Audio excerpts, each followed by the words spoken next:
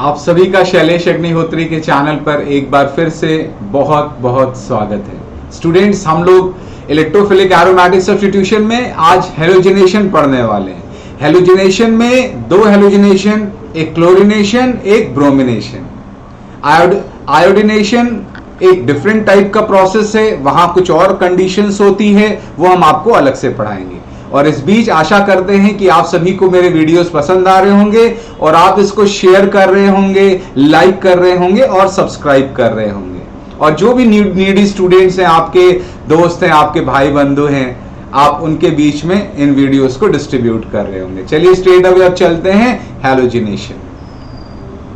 Students, halogenation की अगर बात करें तो यहां पर हम लोग क्लोरिनेशन और ब्रोमिनेशन की बात से स्टार्ट करते हैं। तो जो जनरल हमारा प्रोसेस है, वहां पर बेंजीन रिंग या कोई भी एरोमेटिक कंपाउंड में हेलोजन का reaction in the presence of iron, ये कन्वेंशनल, ये ट्रेडिशनल रिएक्शन का मेथड है, जहां पर आयरन हम लोग लेते हैं along with the halogen. Actual में कैटलिस्ट क्या होता है, वो आयरन नहीं होता। आयरन इस हेलोजन के साथ रिएक्शन करके FeCl3 या FeBr3 बनाता है, जो एक्चुअल कैटलिस्ट होता है, और फिर वो आगे अपना रोल प्ले करता है। तो क्योंकि आयरन लेने से काम हो जाता है, वो इन द मीनवाइल हेलोजन से रिएक्शन करके FeCl3 FeBr3 बना लेता है, इसलिए हम लोग आयरन के साथ भी काम कर सकते हैं या आप डायरेक्टली FeCl3 FeBr3 का इस्तेमाल कर सकते हैं और फाइनली आपको हेलोबेंजीन मिल जाता है। अब देखिए यहां पर इसके कुछ इंपॉर्टेंट फीचर्स क्या क्या हैं, इसको पहले देख लें।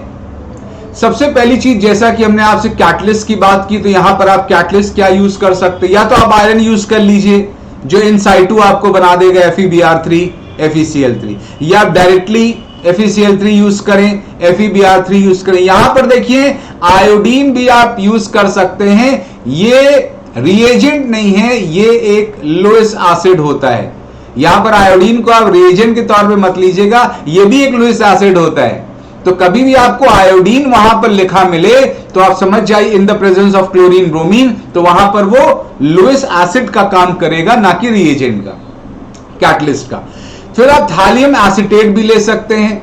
तो आप ये डायरेक्टली आप ये सारे कैटलिस्ट का इस्तेमाल कर सकते। थालियम एसीटेट की एक खास बात है जो हमने यहां नोट में लिखी है, अगर आप थालियम एसीटेट का इस्तेमाल करते हैं तो ब्रोमिनेशन, जब आप देखिए, जब आप हेलोजिनेशन कराते हैं बेंजीन का, और बेंजीन में अगर कोई एक ग्रुप लगा है जो ऑर्थो पैरा डायरेक्टिंग है, यानी आपने मोनो सब्स्टिट्यूटेड बेंजीन लिया है जहां पर ऑलरेडी कोई ग्रुप लगा हुआ है जो ऑर्थो पैरा डायरेक्टिंग है।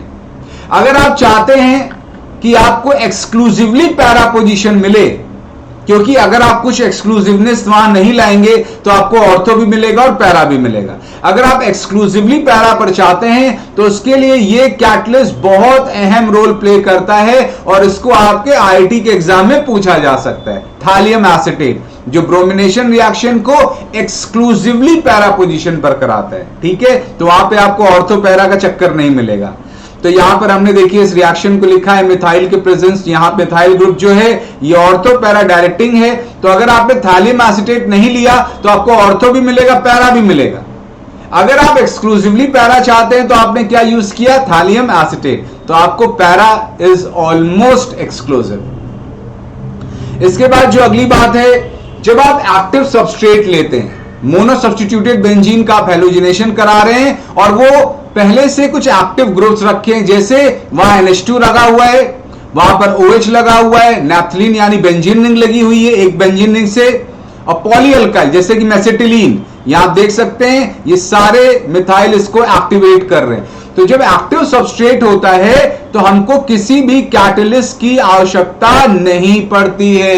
तो आपसे क्वेश्चन पूछ सकता है सबस्ट्रेट देकर कि इनमें से कितनों के साथ कैटलिस्ट की आवश्यकता पड़ेगी और कितनों के साथ नहीं पड़ेगी। तो कहीं भी आप NH2 लगा देखें, OH लगा देखें, पहले से बेंजीन के साथ बेंजीन देख लें या उस पे पॉलीअल्काइल ग्रुप्स देख लें, तो वहां पर अलग से कैटलिस्ट की जरूरत नहीं है। सिर्फ ब्रोमीन डालिए, हेलोजन डालिए, आपको वहां पर हेलोजिनेशन परफॉर्म हो जाएगा, कैटलिस्ट की जरूरत नहीं। क्यों? क्योंकि एक्टिव सबस्ट्रेट से ना, अब जैसे NH2 की बात करें OH की बात करें, ये खुद ही इतना इलेक्ट्रॉन डोनेट कर देते हैं रिंग को कि रिंग में इतना इलेक्ट्रॉन हो जाता है कि वो हेलोजन से जाकर इलेक्ट्रोफाइल खुद ही जाकर एब्स्ट्रैक्ट कर लेगा।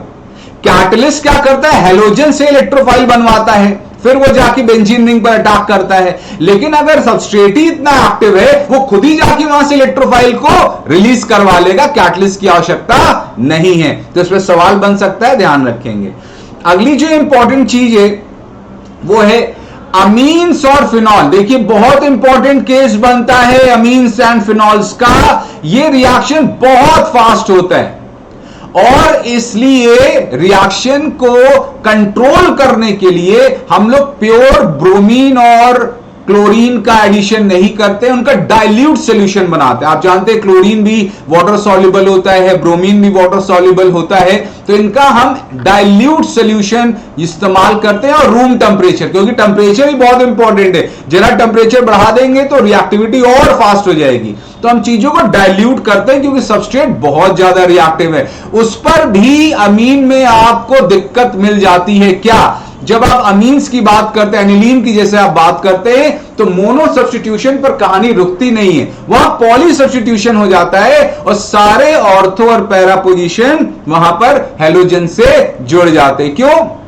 क्योंकि आपने डाइल्यूट सॉल्यूशन भी यूज किया तो भी NH2 ग्रुप जो होता है इतना पावरफुली इलेक्ट्रॉन डोनेट करता है कि इतना ज्यादा इनवाइट करती हैं ऑर्थो और पैरा पोजीशन कि डाइल्यूट सॉल्यूशन भी इतना ज्यादा एक्साइटेड हो जाता है कि वो ऑर्थो पैरा पे जाके जुड़ जाता है। तो उसका समाधान है हमारे पास कि अगर आपको मोनो हेलोजिनेशन कराना है तो इसका समाधान क्या है, जरा उसकी तरफ बढ़ते हैं। जैसे हमने यहां पर दिक्कत को, क्या दिक्कत आती है उसको हमने यहां पर लिखा हुआ है। ये एनिलीन आपने लिया है बच्चों, पावरफुल एक्टिवेटिंग एजेंट है। ऑर्थो पैरा पर एकदम धमाके के साथ इलेक्ट्रॉन की डेंसिटी बहुत बढ़ जाती है और हालांकि आपने डाइल्यूट सॉल्यूशन ही यूज किया है, लेकिन फिर भी सारे पोजीशन अपनी तरफ बहुत बेहतरीन तरीके से Br को अट्रैक्ट करते हैं और आपको पॉली सब्स्टिट्यूशन मिलता है। आपको इससे निजात चाहिए, आपको इसका सॉल्यूशन चाहिए। सॉल्यूशन क्या है, आप पहले यहां पर एक प्रोटेक्टिंग ग्रुप लगा दो। देखिए ये क्या होता है, यहां पर हमने NH2 को थोड़ा सा लेस पावरफुल करने के लिए इसका रिएक्शन RCOCl से करवाया। तो यहां क्या होता है, ये लोन पेयर जाता है, यहां अटैक करता है, ये पाई बॉन्ड ऊपर शिफ्ट होता है और जब बाहर जाता है तो यहां से Cl माइनस लीविंग ग्रुप की तरह बाहर। ये हमने क्या करा दिया, यहां पर एसिटिल ग्रुप NH2 में लगा दिया और एनिलाइड बना लिया। एनिलाइड क्या होता है, N से COR ग्रुप जुड़ जाता है, इस प्रकार से असाइल ग्रुप आकर जुड़ जाता है। तो ये जो एनिलाइड है इसकी जो एक्टिवेटिंग पावर है वो NH2 से काफी कम है, ये मॉडरेटली एक्टिवेटिंग है। और उसके पीछे हम आपको रीजन बता दें, रीजन ये है बच्चों कि यहां पर जो लोन पेयर है वो C डबल बॉन्ड O के साथ कॉन्जुगेशन में है। कैसे, लोन पेयर सिंगल डबल, और ये रिंग के साथ भी कॉन्जुगेशन है। तो यहां पर क्या बोलेंगे, नाइट्रोजन का जो लोन पेयर है वो क्रॉस कॉन्जुगेशन में। तो यहां पर जब ये इधर इंगेज हो जाएगा तो इधर का एंगेजमेंट रिलेटिवली कम हो जाएगा, तो बेंजीन रिंग को रिलेटिवली कम देगा प्लस M इफेक्ट की वजह से। तो रिंग में इलेक्ट्रॉन डेंसिटी कम होगी तो बहुत ज्यादा अट्रैक्ट करेगा नहीं, और आपने डाइल्यूट सॉल्यूशन भी लिया है तो आपको मोनो हेलोजिनेशन ही होता है।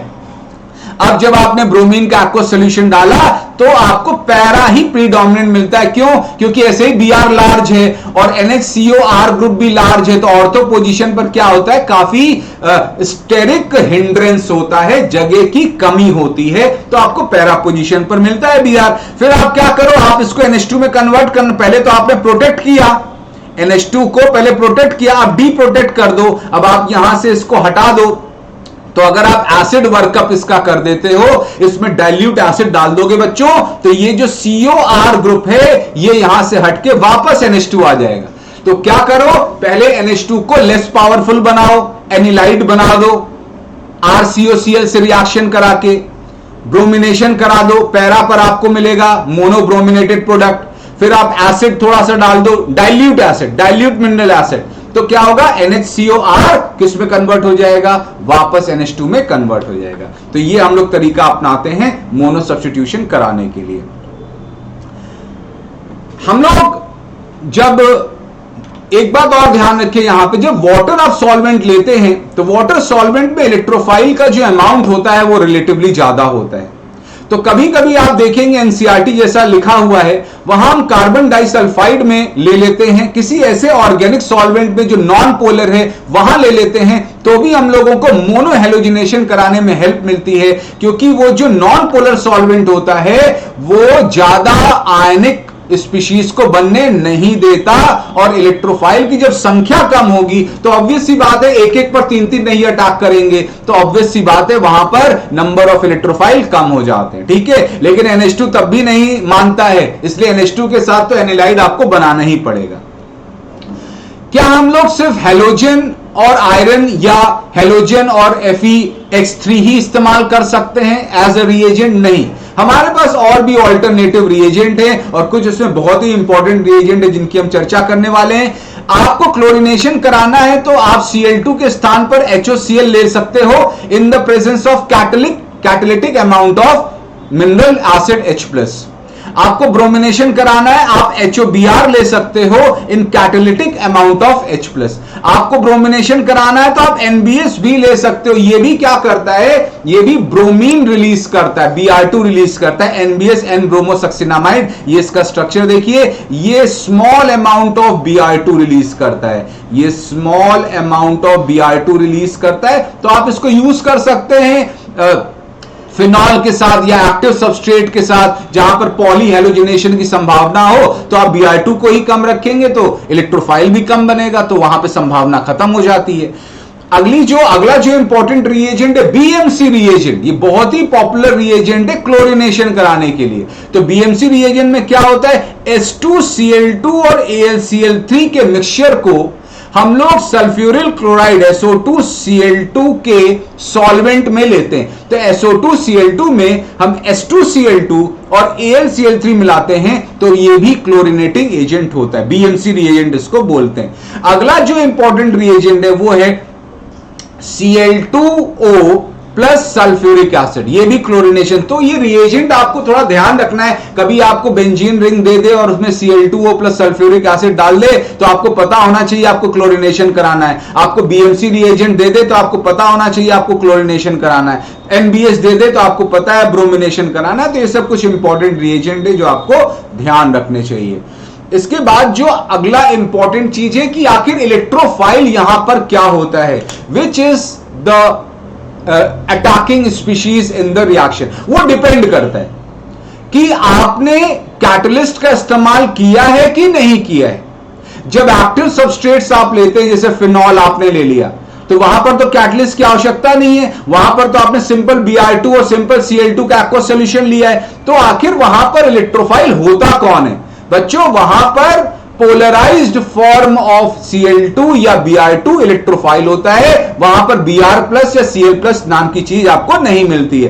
तो in the absence of catalyst it is polarised halogen. देखिए पोलराइज्ड हैलोजन में Br2 बनाया हुआ है, तो पोलराइज्ड हैलोजन क्या होता है? अब जैसे आप इसको ऐसा समझें कि फिनॉल है, फिनॉल के पास जब आप Br2 को ले जाएंगे तो ऐसे Br2 जब जा रहा है तो जो Br फिनॉल के रिंग के करीब आएगा तो फिनॉल की जो इलेक्ट्रॉन क्लाउड है वो इलेक्ट्रॉन को Br2 के इलेक्ट्रॉन को रिपेल करेगी।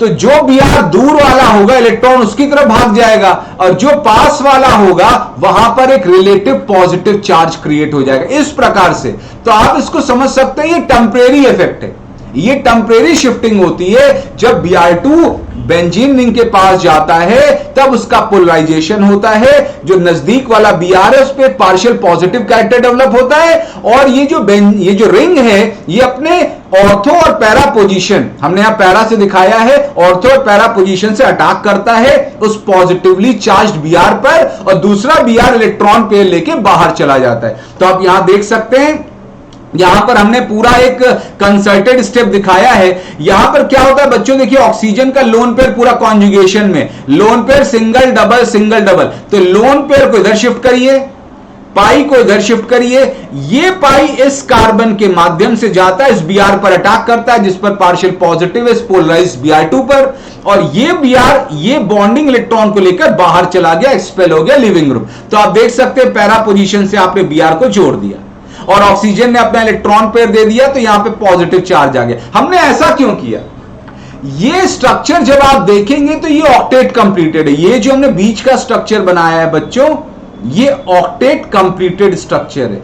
तो ऐसा इंटरमीडिएट जो सबसे स्टेबल हो आप वही बनाइएगा। क्यों?